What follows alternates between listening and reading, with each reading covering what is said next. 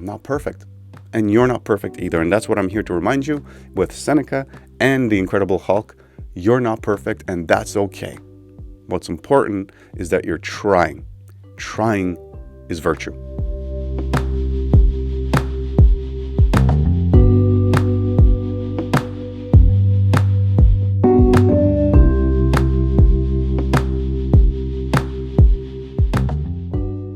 Hello there.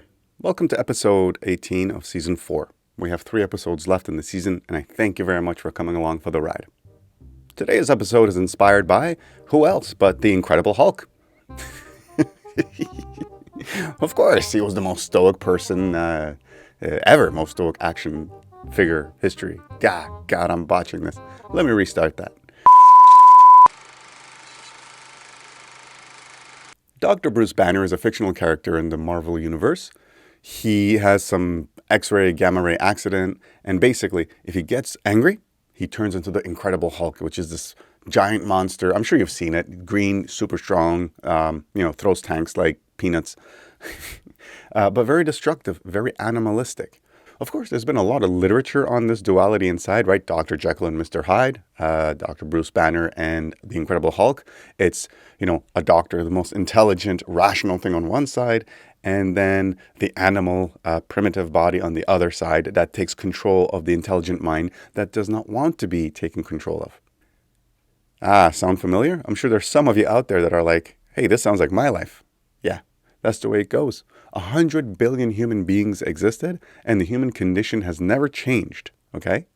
We're all the same, and if you have a problem you're feeling, guaranteed there's billions of other people who have felt it or are feeling it right now. You're normal. You are who you are, exactly the way you are. Don't try to be something different. Just try and take better control of your ruling faculty. To that end, let's get Seneca to help us out. Today's quote comes from my busted-ass copy of my moral letters, as you'll recall, with tape everywhere. Somebody send me a new one. It's towards the back end of the book on facing the world with confidence. It's just one sentence. That's the way I like my Stoic quotes. It's simple, straight to the point. And he reminds us, those who lack self-control lead disturbed and tumultuous lives.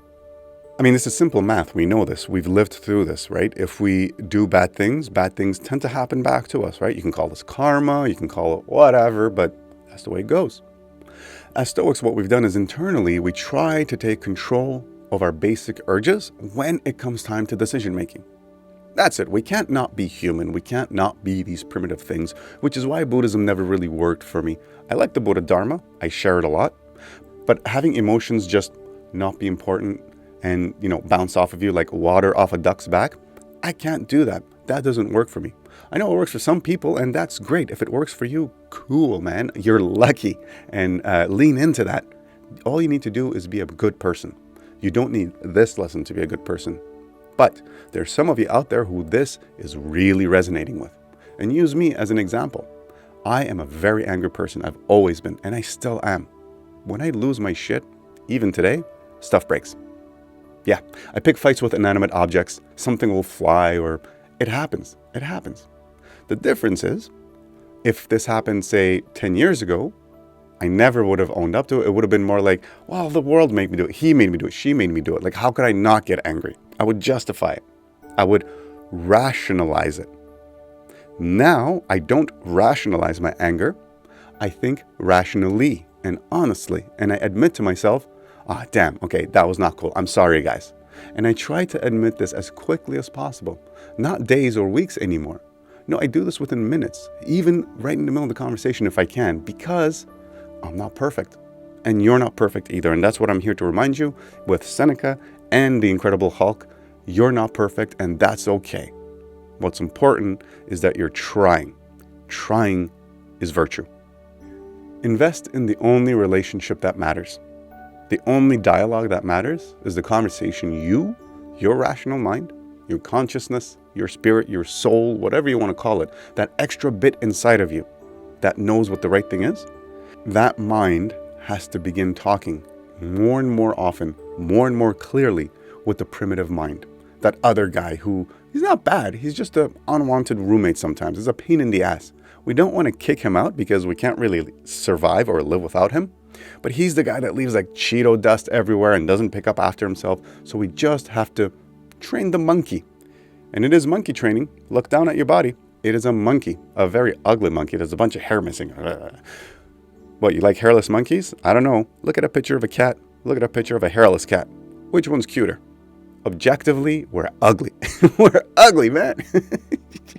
But that's cool. You will do wrong things. You will do good things. We all do. Nobody does all bad all the time. Nobody does all good all the time. The difference is what will make you virtuous is what you do about the bad times. When something bad happens, can you be honest with yourself first? Can you admit you've made a mistake? And then do you have the strength and courage to admit outwardly, even if it means ridicule, that you made the mistake? And then do you have the discipline to make up for that mistake? These are the things that'll make you special, unique, and virtuous. But for today's lesson, if you want to sleep well at night, all I'm saying is just be angry all the time. Or wait, that wasn't the message. But I think you got it. You guys have a good one. I'll talk to you next time.